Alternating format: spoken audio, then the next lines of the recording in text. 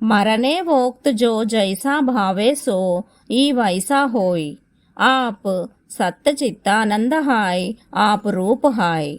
देह त्याग के समय जो जैसी चिंता करता है, परवर्ती या अगले जीवन में वह ही होता है।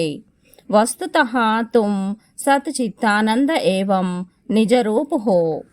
దేహత్యాగ సమయంలో ఎవడు ఏ విధమైన చింత చేస్తాడో అనంతర కాలంలో అంటే మరుసటి జన్మలో అతడు అదే అవుతాడు। వస్తుతః నువ్వు సత్చిత్ ఆనందరూపుడివి, నిజరూపుడివి। జ్యోతిష్మంతం కేతుమంతం త్రిచక్రం సుఖం రథం సుషదం భూరివారం అంటుంది ఋగ్వేదం। అంటే కూటస్థ బ్రహ్మకు 3 చక్రాలున్నాయి। ప్రారంభంలో జ్యోతిష్ చక్రం, అంతంలో కృష్ణ చక్రం, మధ్యలో నక్షత్ర చక్రం। ఈ 3 చక్రాల్లో స్థితుడైన తరువాత బ్రహ్మలో స్థితి ఉత్తమ రీతిలో ప్రాప్తిస్తుంది।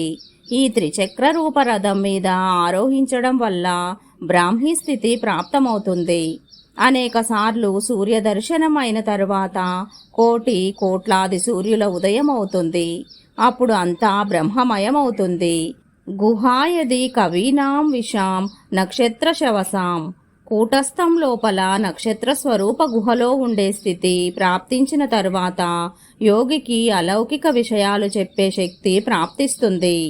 అంతేకాకుండా ఆ బ్రహ్మజ్యోతిని నక్షత్ర రూపంలో ఎప్పటికీ చూస్తూ ఉంటాడు। అదే తారకనాథుడు। అక్షరం బిందుజ్యోతి మన్వే హవిస్మహే పరసూర్యేతి శాసః పరమగుహ్య।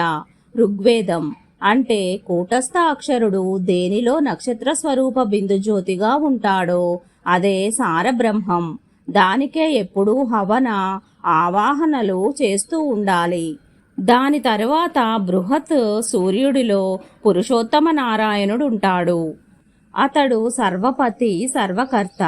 ఆయనలో లీనం కావడమే పరమగుహ్యం। క్రియ ద్వారా చక్షువుల ఉన్మీలనం జరుగుతుంది అన్నారు యోగిరాజులు।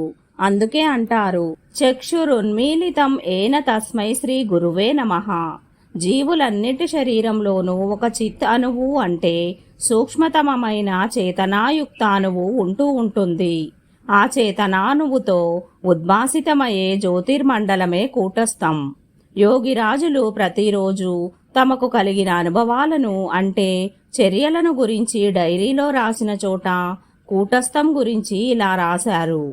భూలో నా తారే సే ఘన సృష్టి సంహారే సర్వదా ఆచే సమ్ముఖే ధేకో నా తారే సదా స్మరణకర్ ఓంకారేర్ తారే। అంటే సృష్టి నుంచి లయం వరకు అన్ని అవస్థల్లోనూ ఘన కృష్ణవర్ణంలో ఉండేదే కూటస్థం। దాన్ని ఎప్పుడూ మరువకు, అది ఎప్పుడూ అందరి ఎదుట ఉంది। దానితో నిండిన కంటిని చూడు। ఓంకార జపక్రియ ద్వారా నిత్య స్మరణ చెయ్యి। ఇందుకే యోగిరాజులంటారు నువ్వు గీతారహస్యం కనుక తెలుసుకోదలిస్తే మొదట నీ దేహస్వరూప మందిరంలోనికి ప్రవేశించమని। దేహానికి వెలుపల గీత అర్థం కాదు। చూడండి, గీతలో మొదటి శ్లోకంలోనే భగవానుడుంటాడు।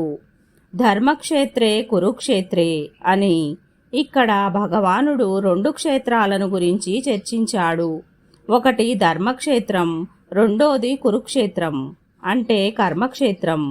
అన్ని రకాల ధర్మాలు కర్మలు ఈ దేహరూపి క్షేత్రం ద్వారానే సంపాదితమవుతాయి। దేహం లేకుండా ధర్మ కర్మల సంపాదన సంభవం కాదు। అందువల్ల ఈ దేహమే ధర్మక్షేత్రము కురుక్షేత్రము రెండూను। పైగా ఈ దేహమే క్షేత్రం।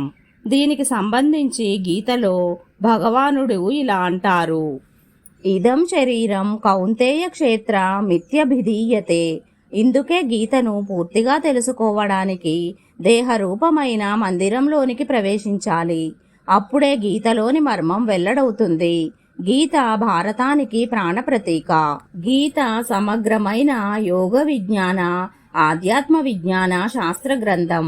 ఈ ప్రకారంగా గీతా రహస్యాన్ని తెలుసుకున్న మీదట మనుష్య జీవనానికి సార్థకత అత్యుత్తమంగా బోధపడుతుంది। చిలుక పలుకులు పలకడం వలన లాభమేముంటుంది? గీతను తెలుసుకోవడానికి ప్రాణ కర్మ రూపమైన సాధన అవసరం. కురుపక్షం అంటే ప్రవృత్తి పక్షం బంధన రూపకర్మకు ప్రేరకం. పాండవ పక్షం నివృత్తి పక్షం. ఈ రెండు పక్షాలకు యుద్ధం జీవుల హృదయాల్లో అనంతకాలం నుంచి సాగుతూనే ఉంది.